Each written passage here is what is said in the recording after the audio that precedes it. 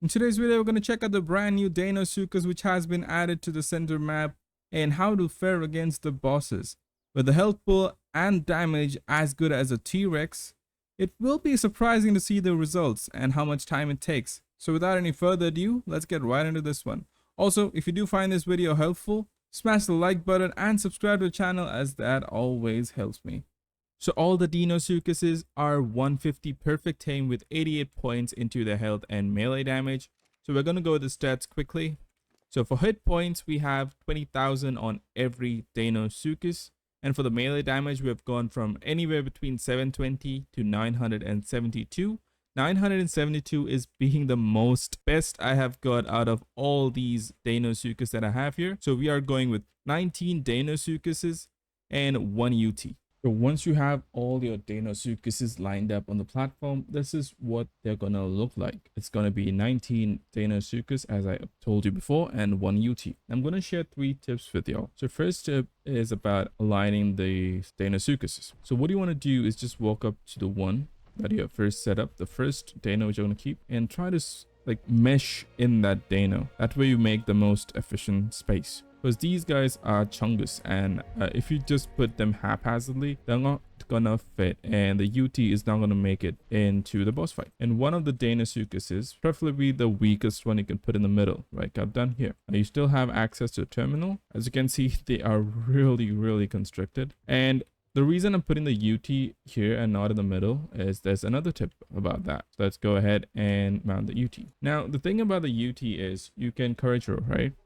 So let's courage roll this, guys. So from here, everybody gets courage rolled. So 2 of these equals to max courage, which is 24 seconds. Now the UT has an auto courage enabler, but you need to fill its inventory with meat, because if it goes low on food, it won't do it. And the reason it's so special is look at the timer and see what happens once it hits 12 seconds.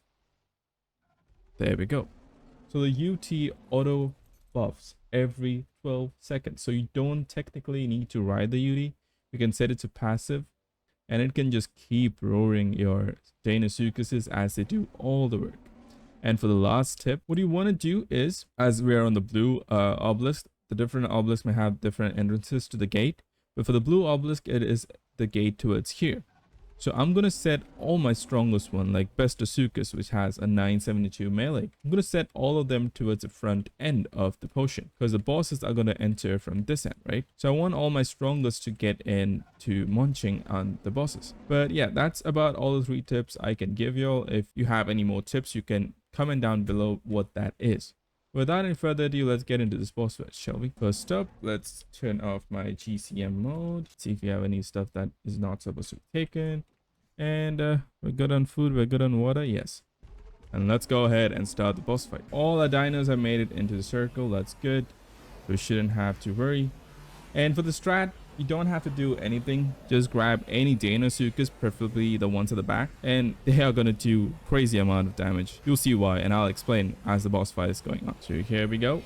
5, 4, 3, 2, 1. Let's get bossing.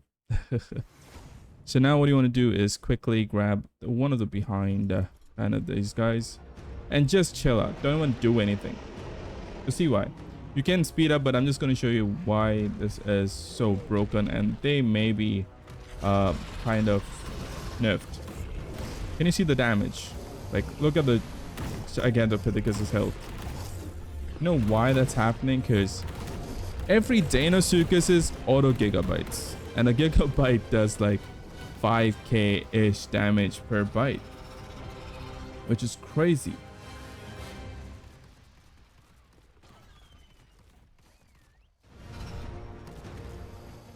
Let's go and do a gigabyte, shall we?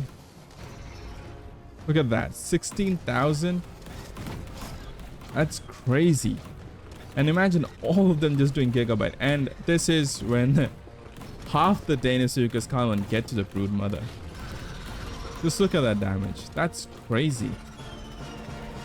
And that is why I believe the Deinosuchus is the new meta for boss fights.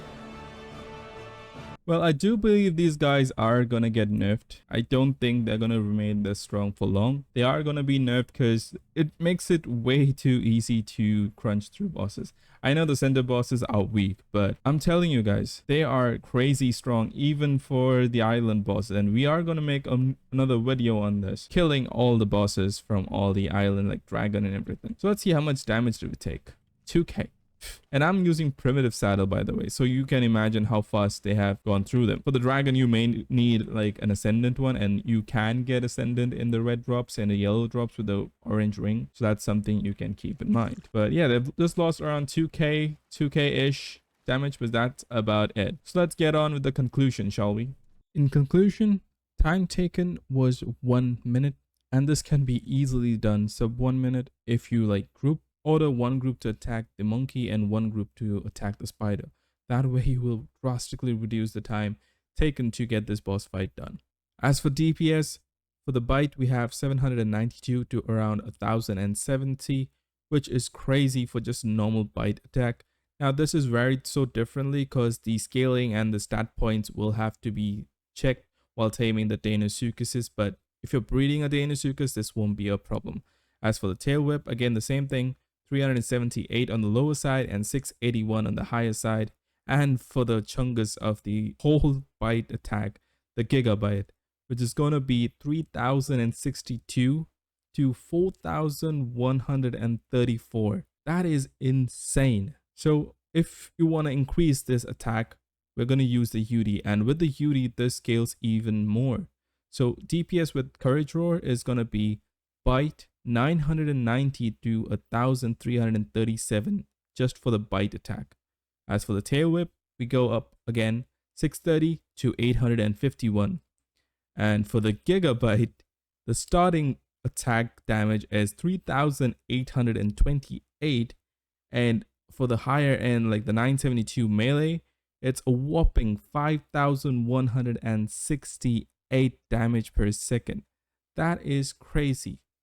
And the duration of this fight, the Deinosuchus lost around 2000-ish hit points, which is not terrible with primitive saddle, and it held up rather well. So what are the pros and cons? For the pros, you have the auto gigabyte. You don't need any riders. You can do this solo because they are autonomously doing the gigabyte, which is huge for the Deinosuchus, and it may be nerfed. We'll have to see. The other pro is that you don't require any buffs like the water buff or like what the Spino and the Megatherium have. There's no buff prerequisite. So you can just straight in, jump into the boss fight and get chomping. The cons, it is little constrictive and it may get nerfed further down the line. And finally, the Rex has been officially dethroned in the timing on our channel, as we had done the previous boss fight with the trio. That is the Megatherium, the Spino, and the Rex. If you haven't checked already, the video is linked in the description. But it has been dethroned with the time taken far less than what was in the previous boss fight, making the Deinosuchus an apex predator to kill the bosses. If you did find this video helpful, don't forget to smash the like button, as that always helps with the algorithm, and subscribe to the channel, as that always supports me. We're so close to reaching a 500 sub mark, and maybe, who knows, even reach 1,000 subscribers someday. But with that, I think this is about it, and also I signing off. Till then, peace out.